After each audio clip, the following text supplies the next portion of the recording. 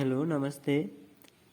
आज पनि हामी बीबीएस सेकेन्ड इयरको फाइनेन्स सब्जेक्ट अन्तर्गतको क्वेसन नम्बर 19 2074 साल, क्वेसन नम्बर 12 र 2071 साल क्वेसन नम्बर 6 मा सोधिएको क्वेसनलाई हामी सोलुसन गर्न गइरहेका छौं।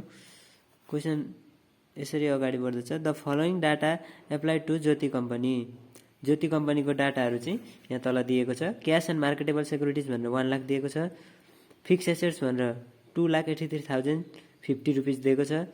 क्विक रेसियो भनेर 2 टाइम्स दिएको छ। डेज सेल्स आउटस्ट्यान्डिङ डिएसओ भनेर 40 डेज दियो। Sales equal to 10 lakh. Net income equal to 50,000। Current ratio 3 times. Return on equity 12%। Calculation is based on 360 days भनेको चाहिँ हामीले गर्ने क्यालकुलेसन चाहिँ डेज इन इयर भनेर 360 डेज लाउनु पर्ने रहेछ। Jyoti has not issued any preferred stock भनेको ज्योति कम्पनीले चाहिँ कुनै पनि प्रिफर्ड स्टक इस्यु गरेको रहेन रहेछ। अब ए नम्बरमा हामीलाई के सोध्दैछ भन्दा find Jyoti's account receivable, current liabilities, current assets, total assets, return on assets, common equity र लङ टर्म डेट गरी 7 वटा क्वेसन सोधिरहेछ। हामीलाई 7 मार्क्स दिने रहेछ भनेको एउटा क्वेसन गरे बापत 1 मार्क्स आउने रहेछ। अब हामी सोलुसनतिर जाउँ।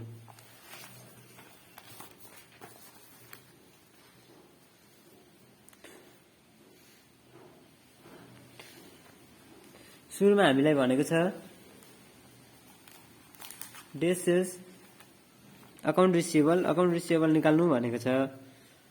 अब अकाउन्ट रिसिएबलको फर्मुला चाहिँ के हो त भन्दाखेरि हामी यहाँ डिएसओ बाट अकाउन्ट रिसिएबल निकाल्छौं।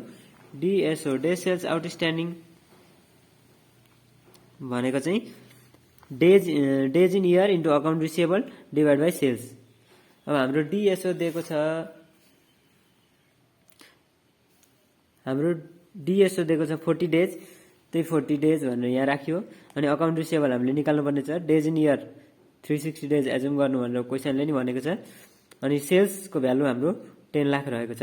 अब यसलाई क्रस मल्टिप्लाई गरिदिने 10 lakh into 40 equal to 360 AR भयो।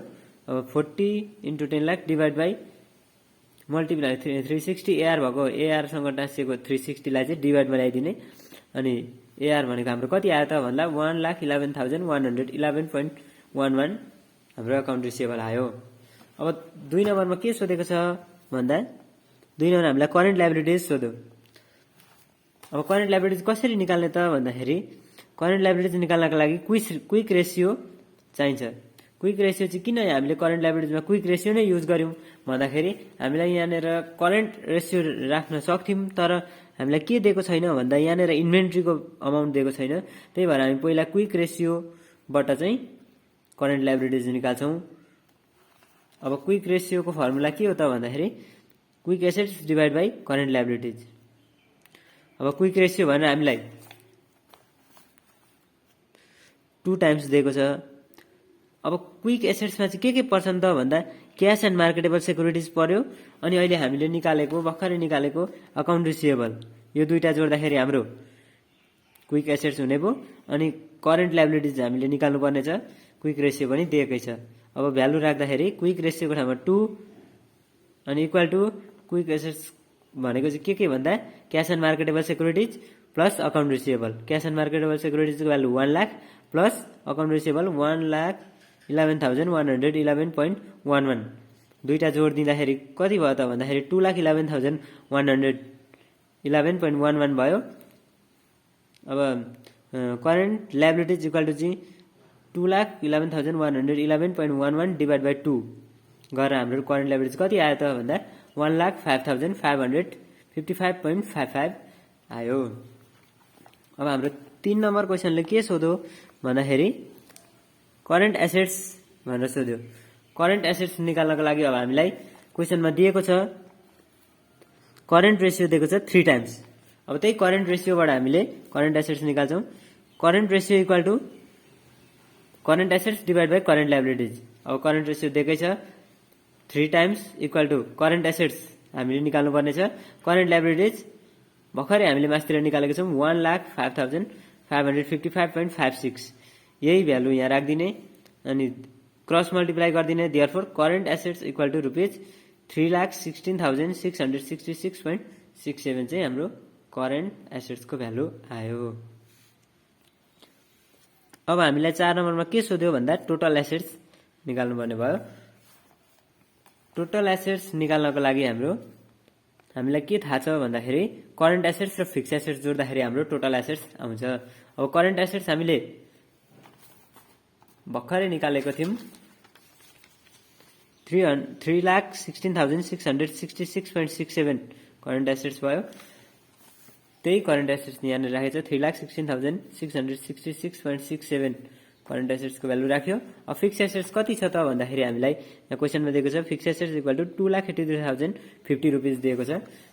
त्यही 2,83,050 रुपिज यहाँ लेख्यो। अब यो जोड्दाखेरि कति आयो भन्दाखेरि 5,99,716.67 चाहिँ हाम्रो टोटल एसेट्स आयो।